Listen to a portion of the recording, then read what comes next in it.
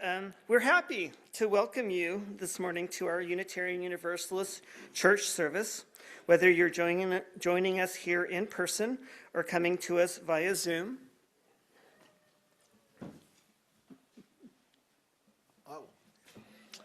Yep, we gather here on the edge of the new year, saddened by our losses, but cherishing our joys.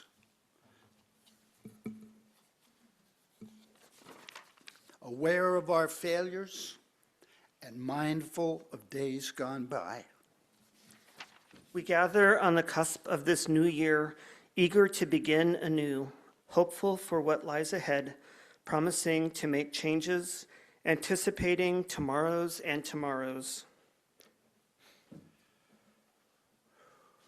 We invite you to join our celebration of life, knowing that life includes the good and the bad, endings and beginnings. We bid you welcome. We light this chalice. Leslie's going to help.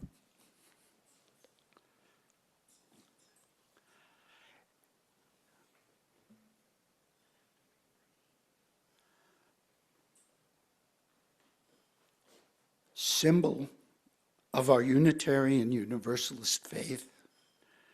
We light this chalice year-round, but now in the darkest and coldest time of the year, its light and warmth seem to have more meaning.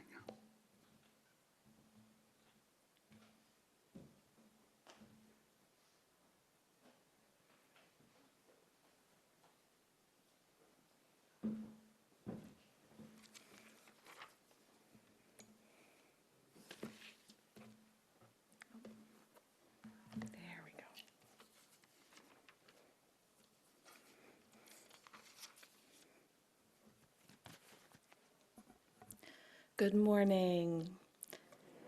My name is Ember. I use they, them pronouns, and it is my final Sunday as your ministerial intern.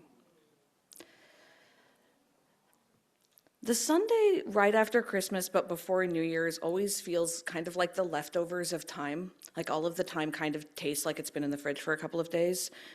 The shiny paper has lost its magic and now just looks like recycling that no one has taken out. Needles have started to drift to the floor, and I don't know about you, but I'm surviving mostly on sugar and Moxie.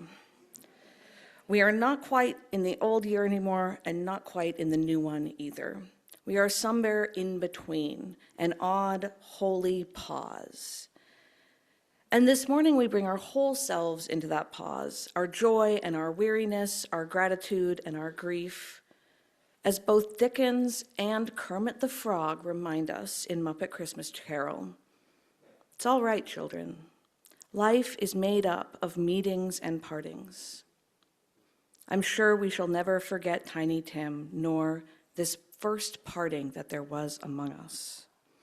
And I think that we too, in this time, know something about those first partings and the ones that follow. We know the ache of this Christmas and the quiet ways loss reshapes a room and a community, and we gather courage for the path ahead. Come, let us worship together. Okay, so some of you might remember this activity from last year, because it was one of the very first times for all ages that I did, although it's also okay if you didn't, because I did have to rewrite it because I couldn't remember it. So, for this activity, we are going to be building a little fire in our hearts that we can take with us to our classes and out into the world. And this is similar to the rainstorm activity that we sometimes do together. But with this one, it's going to be a little even more internal. So, to start our fire, we start by lighting it. And for that, we're going to rub our hands together. And then, as you're rubbing them together to get it going, you're going to start blowing on your hands as well.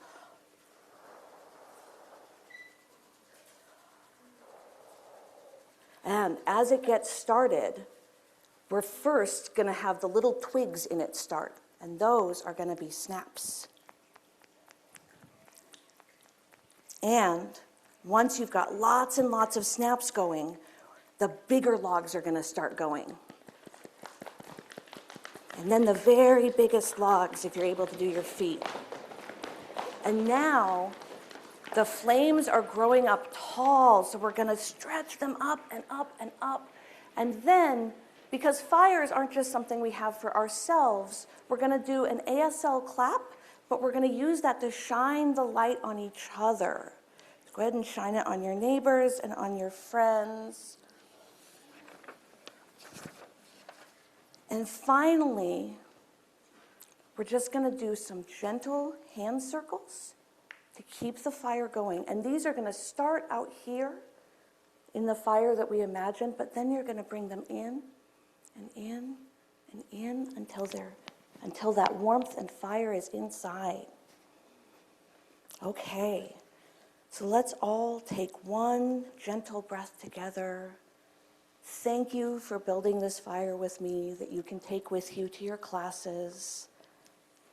And I hope you're able to go to your classes remembering that you have that warmth inside. All right, and so I don't think I put it in the script, but we are going to do the bridge today, which I think folks know about. So if you could stand in body or spirit, and we will sing our kiddos to their classes.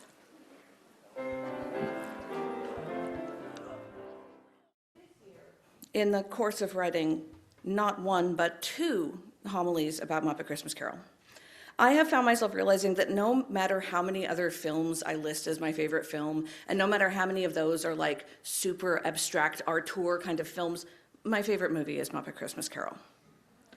From Thanksgiving to New Year's, which, as we know, is the legally designated Christmas season, I literally watch this movie as many times as like physically possible. I basically know it by heart. I listen to the soundtrack throughout the season, and this year our choir also very kindly learned 2 songs from the movie for me. I am also aware that I am sometimes kind of a Muppet. And I feel like the blend of sincerity and nonsense that I am drawn to is really inspired by these profound piles of felt engineered by incredibly talented humans. And I think what a lot of people forget, or maybe never knew, is that The Muppet Christmas Carol was the first Muppet movie created after Jim Henson died. The people behind the Muppets were still grieving, were still trying to find their footing after losing the person who had shaped their creative world. And when Charles Dickens wrote A Christmas Carol in 1843, he was also writing out of a heartbreak for the world around him. London in his time was full of glittering wealth on one side of the street and deep poverty on the other. And Dickens saw a people who had learned not to look at the suffering around them. And he used Christmas as his doorway into that work. He imagined the ghosts of past, present, and future, confronting one man's indifference and helping him rediscover compassion. When Charles Dickens was writing this story in the middle of the 1800s, Christmas itself was also being reinvented. Many of the traditions we now hold dear originate from that time period. The idea of a decorated tree, or Christmas cards, which were made possible by the printing press, or caroling through the streets, or of roasting chestnuts, or of a big family feast, these were all part of a new effort to make Christmas a celebration of generosity and abundance. And yet, these joyful images were born in the shadow of suffering. The illustrations on the front of Christmas cards often showed these cozy families by the fire, but they left out the servants who worked behind the scenes or the poor who looked on through the window. The holiday Dickens helped popularize has always been holding these truths at the same time. And that tension is still with us. The wealth gap is wider today than ever. Entire communities still struggle while others are flooded with more than they need. We shop for gifts made by hands we will never see, often in conditions not unlike those Dickens condemned. I think an interesting change is that we no longer look away from the suffering in the same way. In many ways, we're inundated with it, and I think that can make it even harder to keep the hope in our hearts when we're seeing that gap. A Christmas Carol remains painfully current, asking whether we can build a compassion big enough to reach beyond our individual lives and change the world that creates such division. The story tells us that that first step towards such transformation is truth. Scrooge's ghosts are not sent to punish him, but to show him his loss, his regret. That process hurts, but it makes room for new life. In the story, and especially in Muppet Christmas Carol, we can often see ourselves in every role. Those who labor may recognize Bob Cratchit's faithfulness. Those who keep celebrating even when others have grown cynical might feel like Scrooge's nephew Fred. And many of us hold Tiny Tim within us, believing in goodness even when life feels fragile. But if we are honest, we also carry Scrooge's tendency to withdraw, to protect ourselves, to forget the needs around us. And the story gives us grace for that. It asks only that we remain open to being changed. This New Year, by Reverend Ade Amakraba, let this year be a clean slate for new beginnings.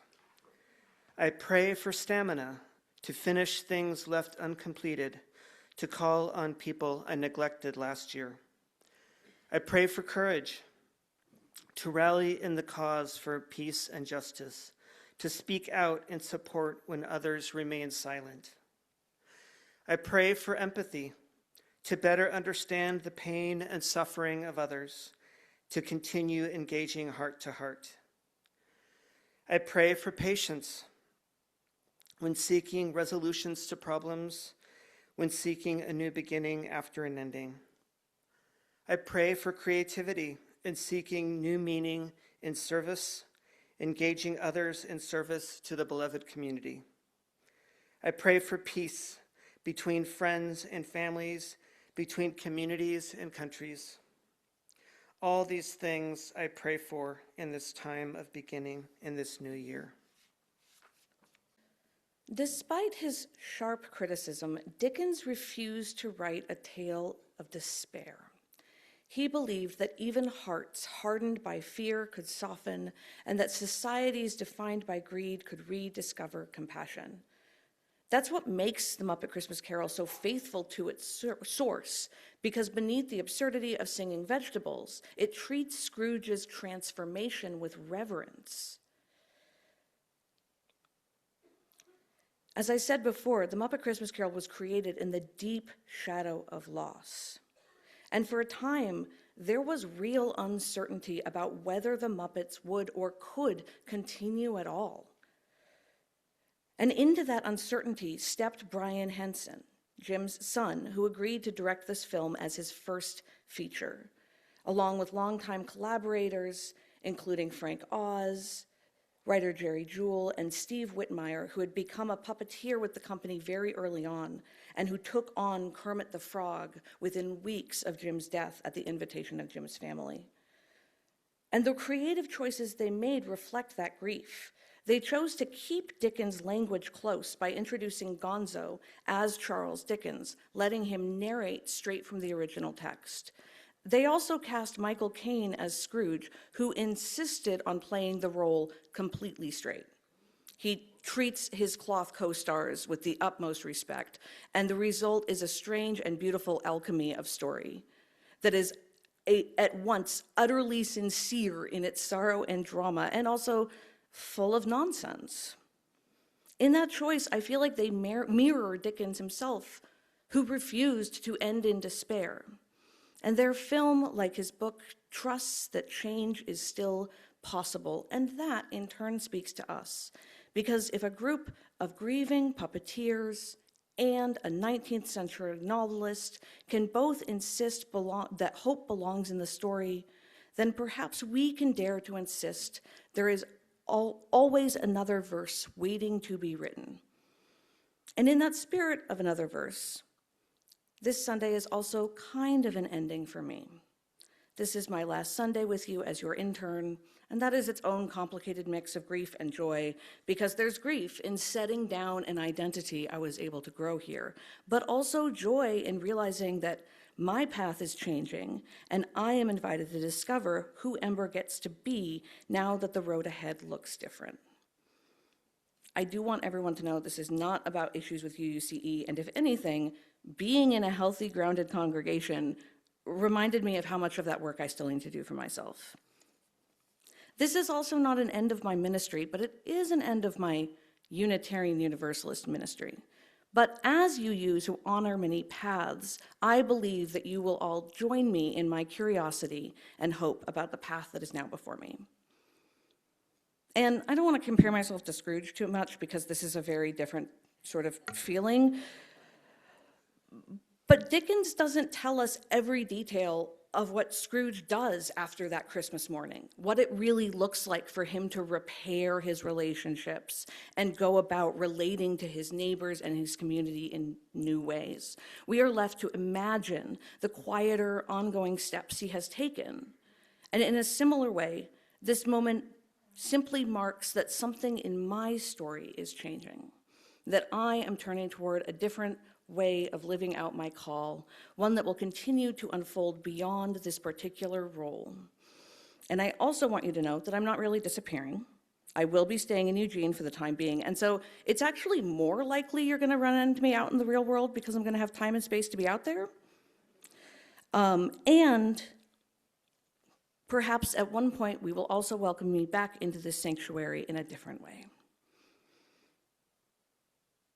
All of this happens inside a wider circle of grief that this community is already carrying. Change, even when it opens into something good, is still a loss. And my leaving as your intern is one more layer in that grief. And I'm deeply grateful that I've had the opportunity to share this particular grief together, even if for a brief moment. As we step into whatever comes next, may we trust, along with Dickens and the Muppets, that hope still belongs in our story too. At the end of A Christmas Carol, spoilers if you're new to this story, Scrooge wakes on Christmas morning and discovers with astonishment that he gets a second chance. Nothing in his past has been erased, but the future is no longer sealed. And that same possibility lives with us in our own seasons of grief. We carry the names and faces those we have loved and lost this year. We carry the ache of conversations that will not be finished and traditions that feel different now. And we carry the weight of this first Christmas without people who shaped our life together. And we also carry grief for changes that are not deaths, but still endings. There is a lot moving inside of us at once: sorrow and gratitude, endings and beginnings, uncertainty and hope. What the Muppet Christmas Carol and Dickens both understand is that grief and transformation are deeply connected. In the film, the Muppet Company pours its love and mourning for Jim Henson into music, and tenderness, creating something that could not have existed without that loss. And in the book, Scrooge's terror and regret become a doorway for generosity and joy. In our congregation, our grief for those who have died, for ministries that have shifted, for roles that are changing can also become a doorway. Creation born from grief is one of the oldest patterns of the human heart. Dickens wrote A Christmas Carol out of heartbreak and outrage for his city. And the Muppet Company created this film out of heartbreak for their friend and mentor. And we too are invited to co-create something new out of what we have lost. New ways of caring for one another, new commitments to justice, and new rituals that honor those who have shaped us. As both Dickens and Kermit remind us again, it's all right. Life is made up of meetings and partings. That is the way of it. We will never forget this first Christmas without those who have parted this year, and we will continue to hold each other through these times, trusting that love will hold us together even as the shape of our community continues to change. In a few moments, you will be invited to come forward to our burning bowls. We will have 2 stations.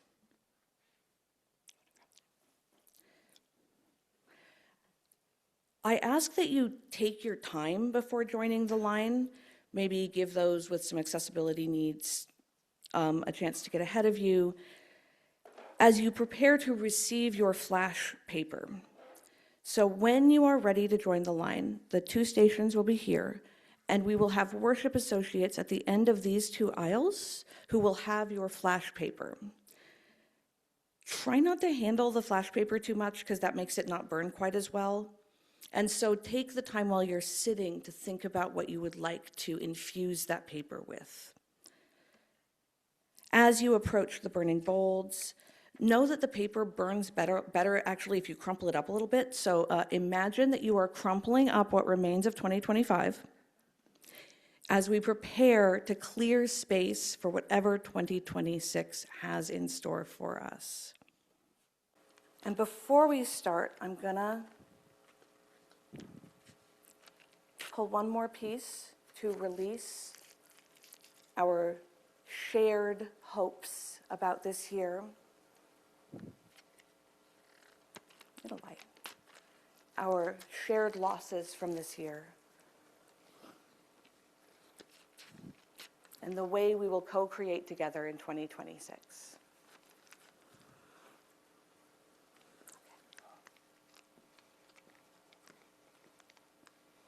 And in a moment, Suzanne is going to start playing the tongue drum again, and you are invited to go start joining the lines.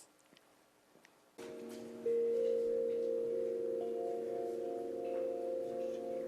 know, it'll go faster.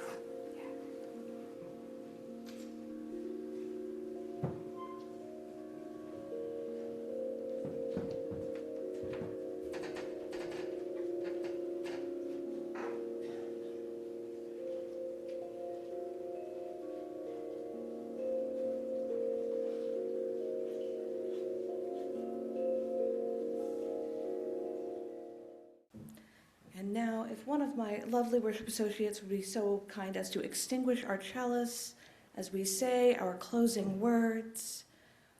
We extinguish this flame, but not the light of truth, the warmth of community, or the fire of commitment. These we carry in our hearts until we are together again. And now, as we step out into this day, may we remember that it is important to not only clear away, but to remember what we intend to keep. Keep kindness, keep returning to love again and again. Amen, and so mote it be.